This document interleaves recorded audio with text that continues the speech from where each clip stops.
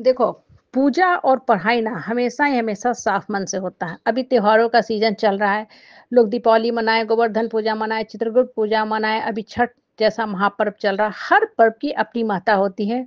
फिर कार्तिक पूर्णिमा आने वाला है, जिसे हम गुरु नानक देव की जन्म दिवस के उपलक्ष्य में भी मनाते हैं और हर त्योहार हमें एक ही चीज़ की सीख देता है, वो सीख होता है कि मन की शुद्धता, मन की पवित्रता।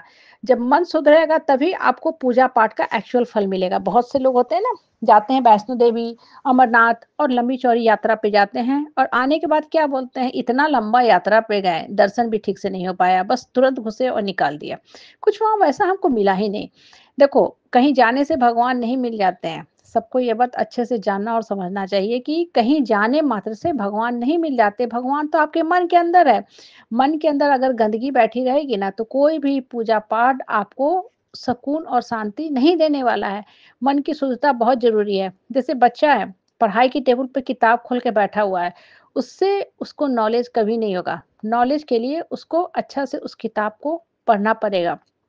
अपने दिमाग को शांत करना पड़ेगा, मन को साफ करना पड़ेगा। बच्चा टेबल पे तो बैठा हुआ है लेकिन हर थोड़ी देर पे मोबाइल देख रहा है, तो उसका फ़ोकस, उसका कंसंट्रेशन कहाँ है? उसका दिमाग इधर-उधर, उधर-उधर डेविएट हो रहा है और जितना ज़्यादा उसका दिमाग डेविएट होगा ना, होगा क्या होगा क्या कि वो पढ़ाई पे फ़ोकस नहीं कर पाएगा, उसको नॉलेज नहीं हो पाएगा, उसको आधा-अधूरा ही सिर्फ़ और सिर्फ़ ज्ञान रहेगा।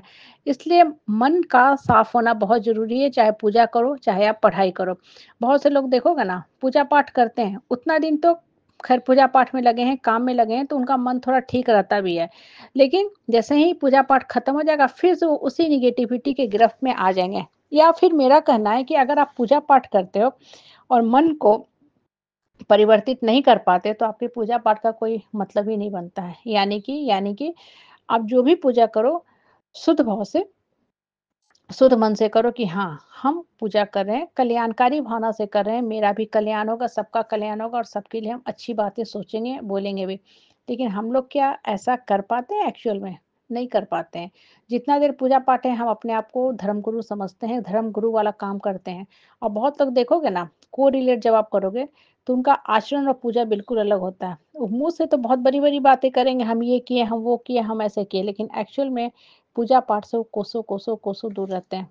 कहने का मतलब क्या होता है ना कि मन की शुद्धता ही सही मामला में पूजा है। बहुत से लोग होते हैं ना बेचारे व्रत नहीं कर पाते, तो उन्हें लगता है कि शायद हम पूजा-पाठ नहीं कर रहे हैं, तो क्या हम सही हैं भी कि नहीं? ठीक है, सबकी अपनी शक्ति होती है। बहुत लोग निर्जला व्रत नहीं कर पाते हैं, लेकिन इसका मतलब ये नहीं है कि वो खराब है।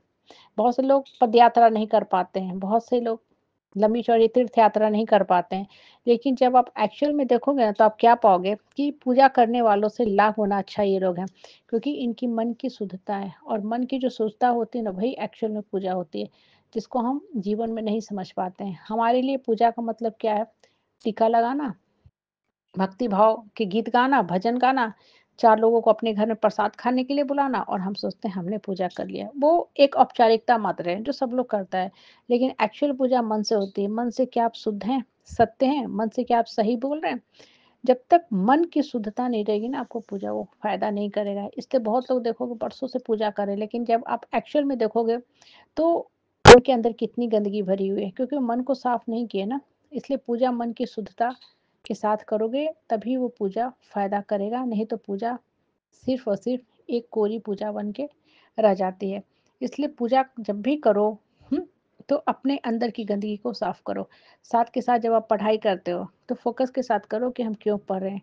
किताब खोल के बैठे हुए हैं 8 घंटा टेबल पे, पेरेंट्स आपको देख रहे हैं, परिवार देख रहा है, लेकिन क्या वो एक्चुअल में आप पढ़ाई कर रहे हैं? आप खुद से पूछो ना, आप पढ़ाई के समय मोबाइल देख रहे हैं, आप ये देख रहे हैं, आप वो देख रहे हैं, तो फिर उससे आपको क्या फ़ायदा है?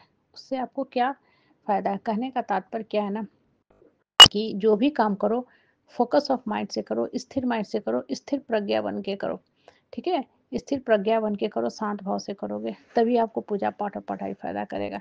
नहीं तो बस वो जीवन चक्र वो चलता रहता है और आपको रिटर्न कभी नहीं मिलता है। मन में शांति नहीं आती है, मन हलचलों से घिरा रहता है। बहुत लोग होते हैं पूजा कर लेंगे, उसके बाद भी झगड़ा, लड़ाई, कलह-कुचा करते रहेंगे। थोड़ी-सी कुछ बोलोगे तो बर्दाश्त नहीं कर पाते। आप कैसी पूजा करते हैं? आप कैसी पूजा करते हैं?